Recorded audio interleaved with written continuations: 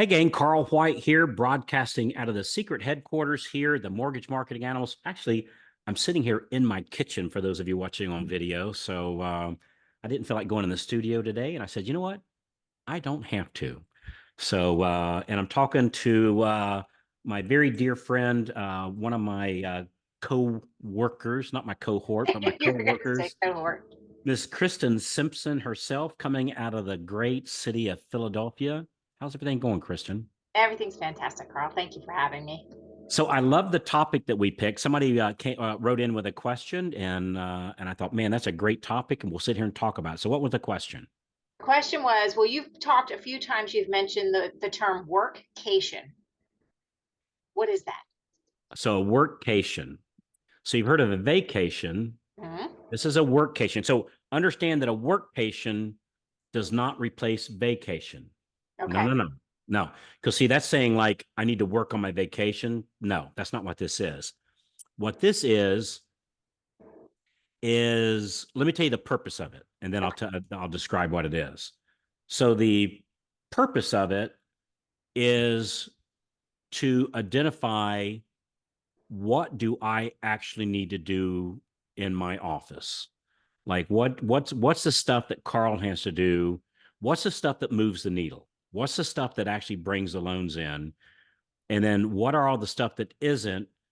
And it helps evaluate a who my team members are, and B, do I have my hands in their business and I need to get the hell out? Right. So here's what it looks like. A workcation is is where like I'm thinking of our good friend Kevin Blair. He just did one here a couple months ago. And a workcation, a workcation is when you don't go into your office for, I recommend 2 weeks, Okay. but at least 1 week, at the bare minimum 1 week. So for 1 week, you don't go into your office at all. And when I say you don't go into your office, I'm going to include with that you don't go to any office meetings, no Zoom meetings. It's not like, well, I'm going to be working remote and everybody's still reaching out to me. They're still slacking me, or they're still Skyping me, or we're still calling each other. No, no, no. You have zero contact with the office for, and we'll call it a week, for a solid week. Now, Okay. in this solid week, you're still prospecting. So you're doing what we call the data success plan, right? You're still doing the loan getting activities, but the working on the loan activities, you 100% step away from. And so, so picture all we're doing for that week is outbound prospecting. And then as soon as the loan comes in, we take the application, if we're still doing that, right? We take the application, we structure the loan, if we're still doing that. We get the customer to shake their head yes, and then we hand it off, and we have no more contact at all with our office for the next week on that deal. And now we're, instead of putting out the fires or going over to my processor, do you need help with that? Do you need help with that? Do you need help with that? Mhm. Do you need help with that? Do you need help with that? Instead of doing that, which is totally disrespectful to the processor, uh, if we're doing that, we're not doing outbound prospecting activity. And so this is an activity that that does two things. Number one, it lets us focus our energy on the prospecting, which actually makes us money. And Mhm. number two, it's seeing what happens or doesn't happen if I'm not involved into the office. Like if I don't go in the office, what breaks, if anything? And and I know I've shared it here before, but let me just I'll do it again in case somebody's new to us. Is the story of Jack Roush. I So knew we were Jack, going here. I love Jack Roush. So You do. Jack Roush is a NASCAR engine builder, right? Very famous, very wealthy man. And a lot of his competitors, so he owns 5 race teams, which is the most amount that NASCAR lets you own. It's kind of like owning 5 NFL teams, which I don't think anybody owns two that I know of. But in NASCAR, they can own up to 5 teams, and he Okay. owns 5. But his competitors many of them buy his engines to race against him on race day. That's like hiring somebody else's quarterback to play against their, Your own team. their own Yeah. team, right? It's great. That's how good he is. So anyway, so I was listening to him on an interview, and they say, Jack, what makes you so great? What makes your engine so special? And he said, well, what we do is we get an engine, we put it up on the engine block, and we crank it up, let it warm up, and then we put a brick on the gas pedal, figuratively speaking. We put a brick on the gas pedal, and then we go have a cup of coffee, and we come back when the engine blows up. And then once that engine blows up, we tear it apart and we look to see what broke. And he says, well, let's say it was a piston ring. He said, I'll build a bigger, better, faster, stronger piston ring. Put the engine back together, crank it up, full throttle, go have lunch, come back when it blows up. And this time it was I don't know anything about engines, Kristen, but let's say it was a push rod, whatever that is. The push rod broke the engine this time. So we tear the engine apart, look to see what it was. It was a push rod. I built a bigger, better, faster, stronger push rod. And so the moral of the story was, he said, so while everybody else is avoiding breakage, here at Roush Industries, we embrace it, we encourage it, because I'll build a bigger, better, faster, stronger machine. And so when I heard that, that's where we got the idea of the workcation, is that I'm going to step away and I'm going to put my foot on the gas pedal. I'm going to do this proactive outbound prospecting activity. I'm going to meet with the most amount of referral partners, get the most amount of loans applications that I possibly can that 2 weeks, 100% hand it off to the team, and let's see what breaks. And one of two things will typically happen, Kristen. Let's say nothing breaks. I find out, hey, I've got a great team. And by me, let's say I've got a processor, I'm going to make up a name, Tom, right? Or Lisa, whatever. So we'll say Tom. Come to find out, processor Tom does a fantastic job without Carl sticking his nose in the business. And anytime I stick my nose in his business, it's disrespectful to Tom. Because what Tom might hear me say, which is not what I'm saying, but what he might hear me say, Tom, I don't trust you. I think you'll screw this up. And if I don't go in there and save the day, you'll totally mess this up, which is likely not true and is totally disrespectful to Tom. You go, well, Carl, what if it ends up being true? What if it does screw up? Then I find out I either need to retrain Tom or I need to replace Tom. Mm-hmm. And maybe Tom would do an amazing job. I've just never given him the permission to totally take it over and do it, take it from start to finish. And because once I've got a team that can take it from start to finish, I can spend all my time prospecting.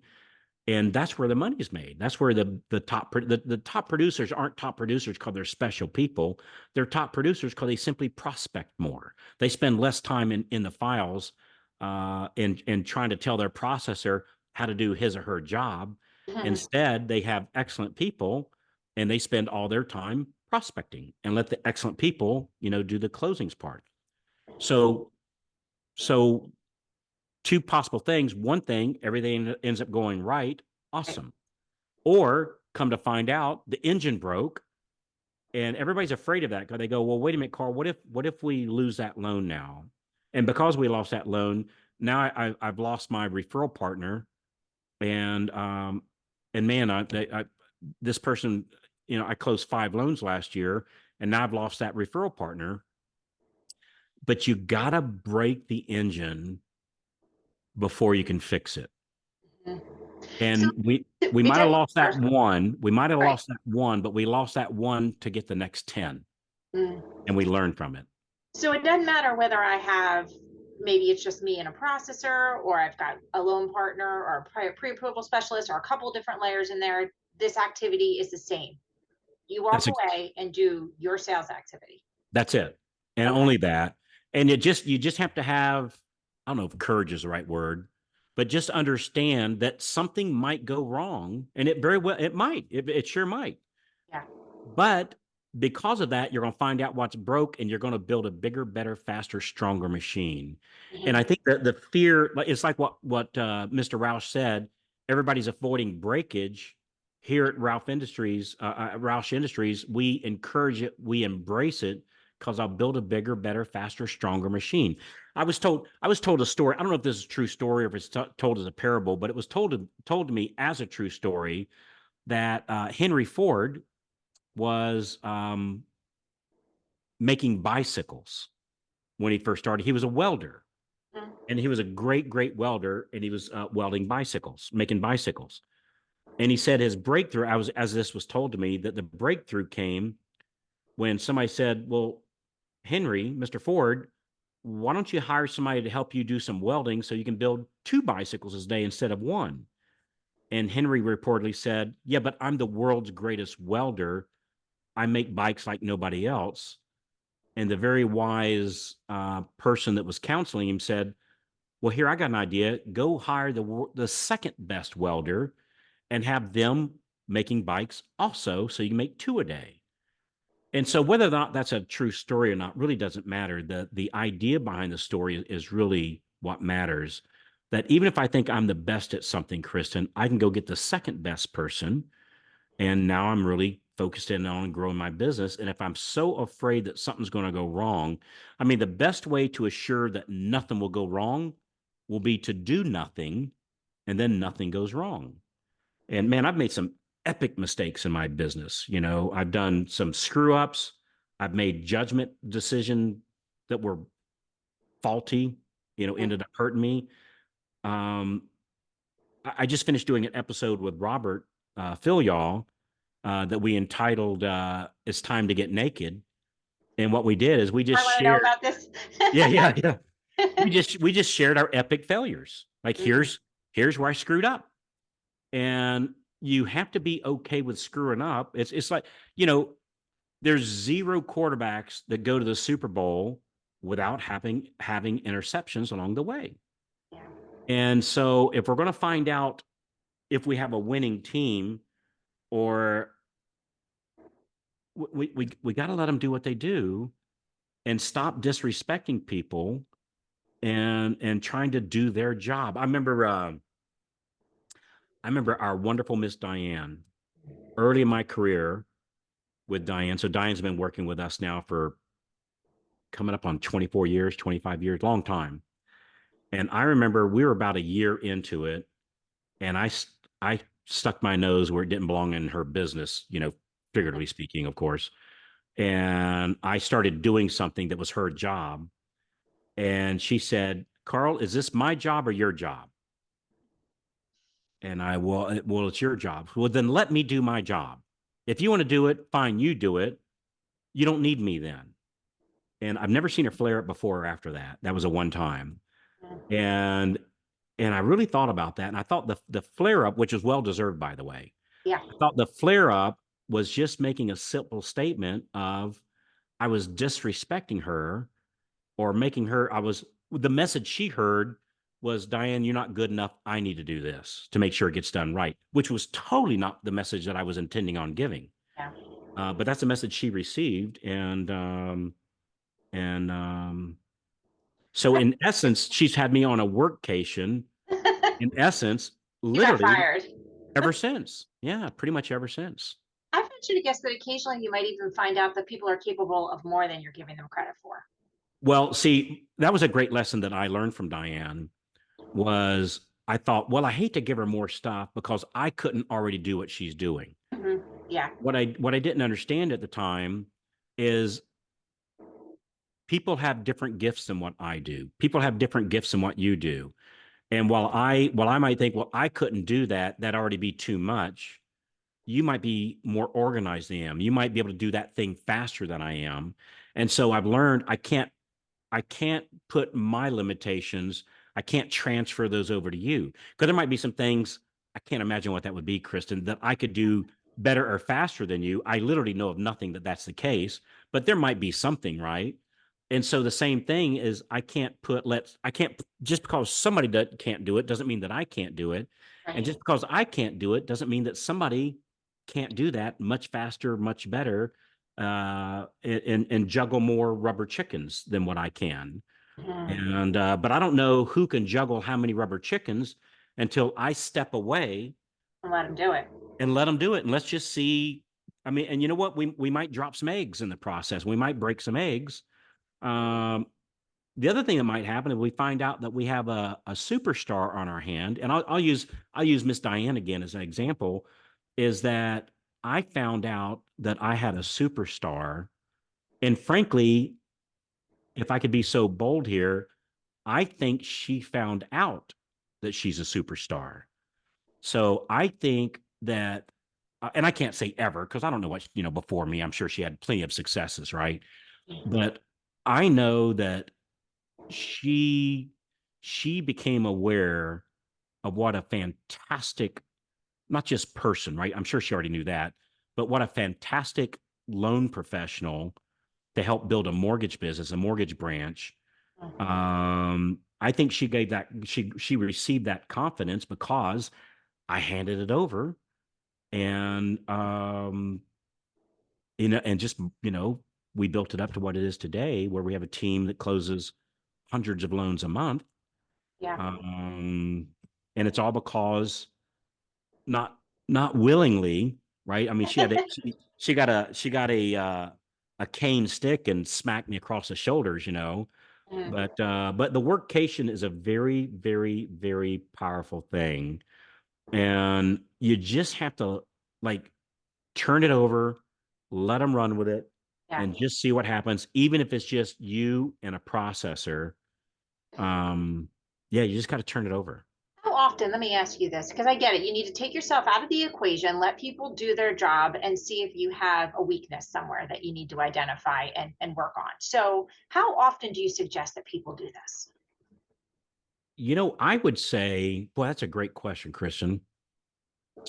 I would say a minimum of every 6 months. And it almost might be like this ongoing thing. So, like in our case, over on the mortgage, so we have, I have two businesses, right? I have a training business and I have a mortgage business, right? Right. And on the mortgage business, there's a lady, Allison, that runs over there. I've been on a workcation over on the mortgage side for a long, long time, right? The last time I saw Allison face to face may have been a year ago, Hmm. right? So she's the main person over at the mortgage business that runs all this stuff, right? And literally, I bet I haven't seen her. I'm trying to remember. I might have seen her in the last year, but I can't remember because she just totally got it. And she Yep. does it way better than I could. So if I was to go over there, Allison, let me tell you what we're going to do, right? She would go, that probably wouldn't go so well, right? I mean, she's very cordial and humble and would let me, spout off, but she just totally. So I've been on a workcation there for quite some time, and I would say the same thing on the training side. I mean, I do my part, right? But like as far as like actually running it, between Diane and Julie, um, you, I mean, you tell me more to what to do than me telling you for sure. And so I think it comes to a thing where it just becomes like this ongoing thing. And I tell you, you have to be willing to have your feelings hurt. Cause in the beginning, it hurt my feelings a little bit. It was like I found out I wasn't near as important as I thought I was, and I'm not undermining and I'm not discounting the part that I play, but Yeah. it's not the day-to-day running of it. Um, yeah, you just empower the team and you find out who your superstars are by just empowering them and giving them permission. Say, hey, this might totally implode on itself. That's one of the most important things I think you just said right there is giving them permission to understand that we might identify an opportunity area here that we need to address. Yeah. And I tell you, the right people will step up to the plate, Kristen. Yeah. The right people will yeah, it's this magical thing happens, but I will tell you that I would say as a general rule, about 1 out of 4 make it. That when somebody's working over here, about 1 out of 4. And that like Kristen, that's before I was blessed to have met you. Hmm. That we had probably been through 4 or 5 or 6, and then this amazing person shows up on our radar. And man, it's been, at least from my standpoint, I mean, it's been an amazing Mhm. opportunity working with you, right? And here. But you weren't the first and you weren't the last, as Mhm. I wasn't the first person that you worked with, and hopefully I'm the Right. last. But hey, things happen. I get that, but I think you just have to. I think it's you got to find out if you have the right people, and you don't know until you go out and test it. Going back to the NASCAR racing, the day before the race, they get their car out there on the track and they run it. Mhm. And they say, "Hey, before race day, let's get out there and let's push this thing and let's see what we got." And they'll get out there and run it. And they go, "Oh boy, it was not good today." So they'll tweak it and then they'll go out and run some more laps until they get the speed or the times that they're looking for. Is that they get it out there and they push the envelope, and hell, they hope the engine blows up Yeah. the day before the race and not on race day, right? So Yeah. yeah, so I love the workcation thing. I think it's it makes it like I just got notice that a longtime member of the Freedom Club, Spencer Stott, was just went on a week vacation, and he's doing very well. I think they went to Disney, if I remember right, with his lovely wife and his kids, and had virtually zero interaction with his office, right?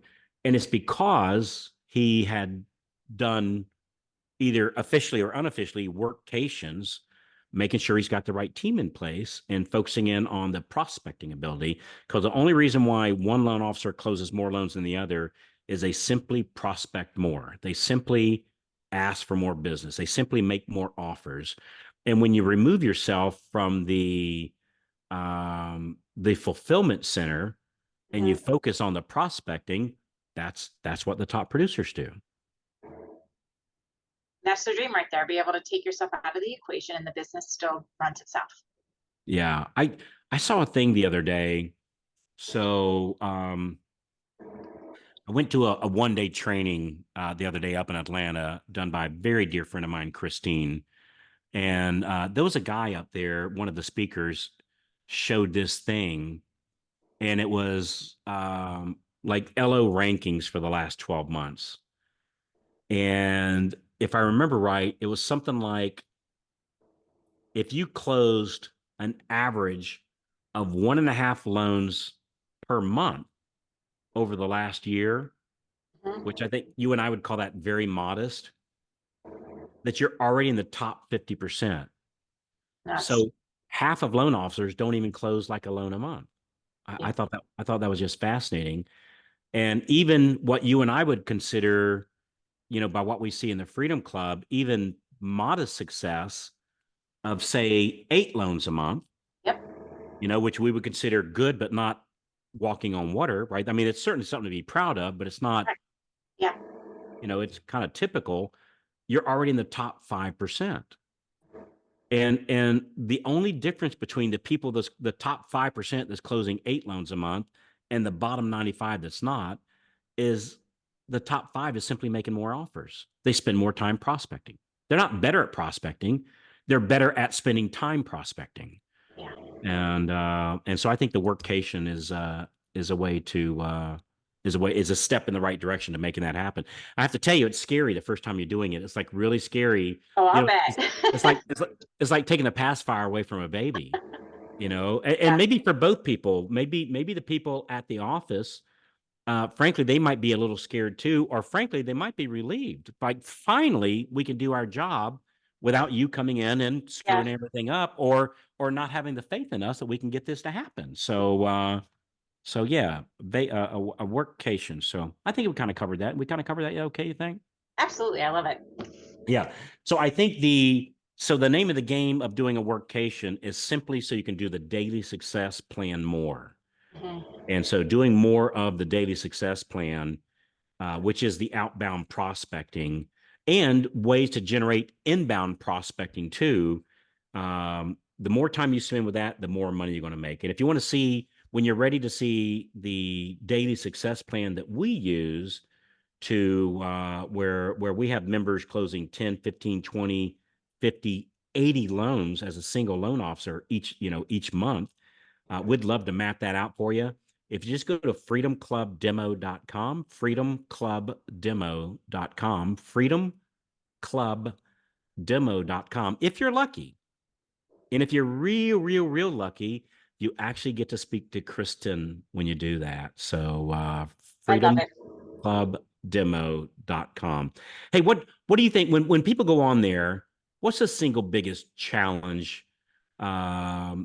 We don't need to go into the solutions because you'll do that on an individual basis. But what do you think what's some of the top one or two biggest challenges people have when they call for the data success plan? What's the biggest challenges they're overcoming?